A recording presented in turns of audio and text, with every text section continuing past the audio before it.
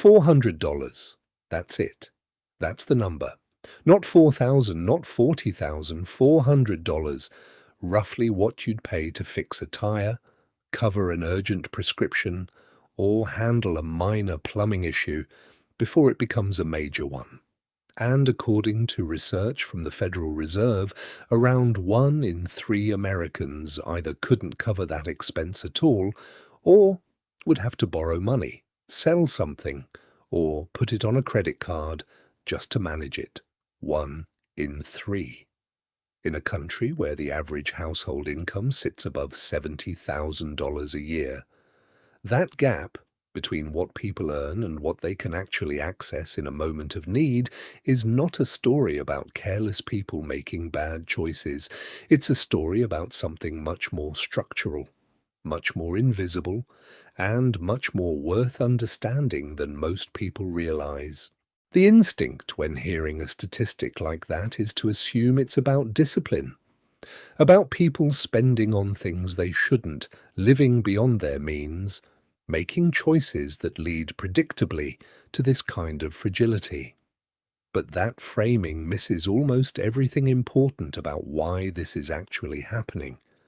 The people showing up in that statistic are largely working people, people with jobs, with responsibilities, with every intention of being financially stable. They're not failing to save because they're indifferent to saving.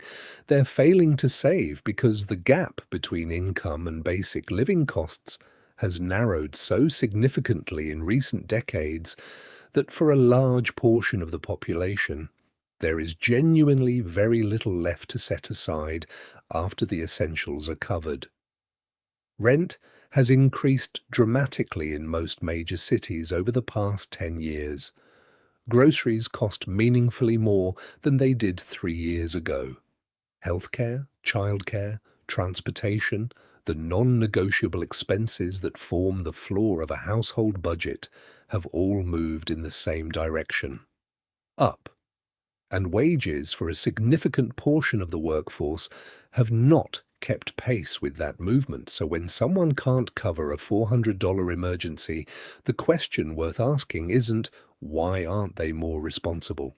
It's what is actually left after everything essential is paid for. For more people than the comfortable narrative acknowledges, the honest answer is not much. Here's what makes this particularly difficult to escape once you're in it.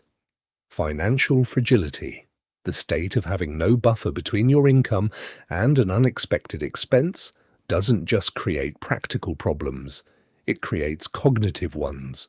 Researchers studying the psychology of scarcity have found that when people are operating under constant financial pressure, the mental bandwidth available for long-term thinking narrows significantly. The brain becomes consumed by immediate concerns. How to cover this week? How to manage this month?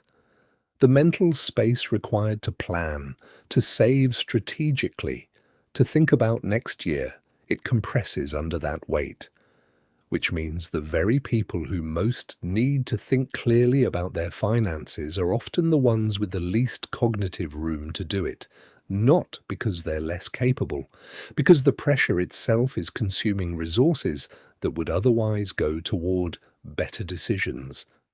And then there's what happens when the emergency actually hits. Without savings, the only available options are borrowing from a credit card, a payday lender, a family member, or going without. Borrowing to cover an emergency that could have been covered by savings means paying interest on top of the original cost. A $400 repair on a credit card that gets carried for several months becomes a $430 or $450 problem. A payday loan can make it significantly worse. The emergency that a small buffer would have absorbed cleanly instead becomes a debt that lingers and compounds. And that debt makes it harder to save next month, which makes the next emergency equally impossible to absorb. The cycle is self-reinforcing in a way that has almost nothing to do with financial literacy, and almost everything to do with the structural absence of a cushion. The shift worth making here isn't about blaming yourself for where you currently are. It's about understanding what a buffer actually does, not just practically, but psychologically. Even a small emergency fund, genuinely small, changes the experience of financial life in a way that's hard to describe until you feel it. It's not about the dollar amount, it's about the presence of a gap between you and the next unexpected thing. That gap, even if it's only $500 or $800, removes a specific kind of low-level anxiety that most people are carrying so constantly they've stopped noticing it. The goal isn't perfection, it's insulation. Even thin insulation changes the temperature. If you're in a position where $400 would genuinely be difficult to cover right now, the starting point isn't a full emergency fund. It's 1 month of focus on one number, something between $500 and $1,000, held in a separate account that is specifically not for spending. Separate is the key word. Money that lives in your main account gets spent. Money that lives somewhere else, even at the same bank with a different label, behaves differently. The physical separation creates a psychological one. It stops feeling like available money and starts feeling like a buffer. And that shift in how it feels changes whether you use it. If the budget feels too tight to set anything aside, look for 1 month where one specific discretionary expense gets redirected. Not permanently, just long enough to build the first small layer. Once it's there, the urgency to build more tends to arrive naturally, because you'll feel, perhaps for the first time in a while, what it's like to have a small amount of space between you and the next unexpected thing. $400 shouldn't determine whether someone's month falls apart, but for a third of the country, right now, it does.